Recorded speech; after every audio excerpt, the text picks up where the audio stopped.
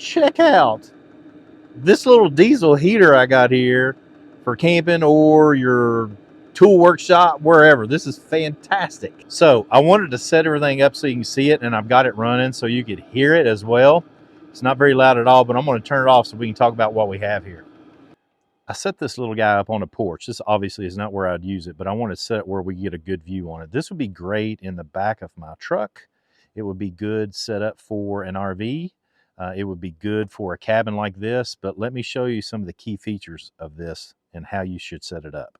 So this whole unit should be outside of the area that you're going to heat. And this is the muffler.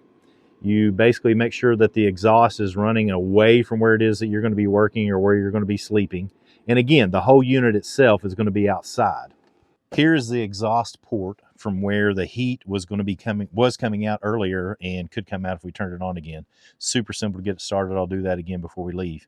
But you can apply any sort of pipe that you want to. Flexible cordage, like similar to what you might have on the back of your dryer at home, but just smaller. Put it on here, and then you can pipe the heat into whatever source that you want to be heating up. Inside the unit itself, you have the basically fuel canister for diesel fuel.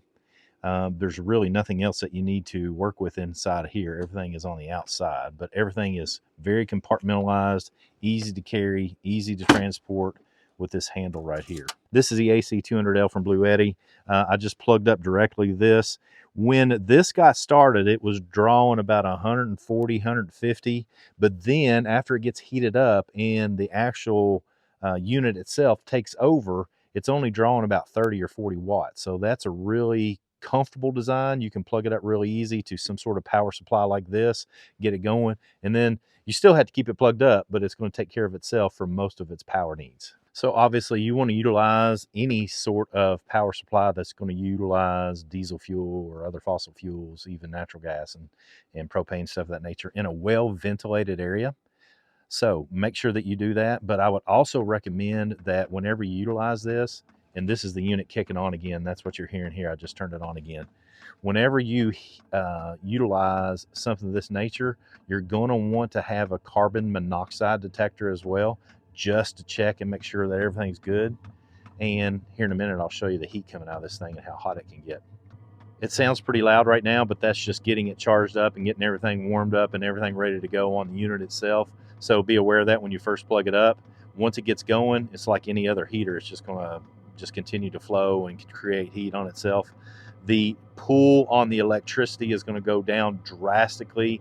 It went down to about 30 or 40, again, 30 or 40 watt pulls on it earlier when it dropped. Now you can see it's up to about 137, 139, getting ready to hit 140.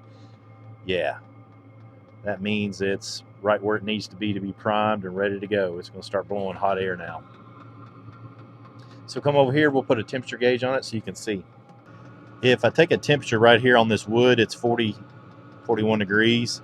And if I slowly bring it up and show the side of this unit, you can see that it jumps up there and it starts showing some heat. That's on the plastic on the side itself. Now, I'm going to put it on the internal mechanism, see what it goes to here. It's already up to, well, it's getting ready to go over 100 degrees rather quickly. Now, the reason I'm showing this is on the motor itself. This is one of those things you don't want to have small children to have access to. So make sure you put your pipe on here and you got warm air going where it needs to go, instead of just having this open portal like this right here, unless only adults are around and you're putting it into a camper or something of that nature where the ventilation is all on the outside. So this has been the Hcalory diesel heater. I think it's a good option for you, particularly for RVs and stuff of that nature, for emergency preparedness. As you can tell, I just want to be cautious about the exhaust. Make sure the exhaust is outside of where you're sleeping or staying, and make sure you have a carbon monoxide detector as well. That makes sure your safety is taken care of while you're being warmed up and taken care of wherever you need to be taken care of and warm. Come on, join in. Let's learn together.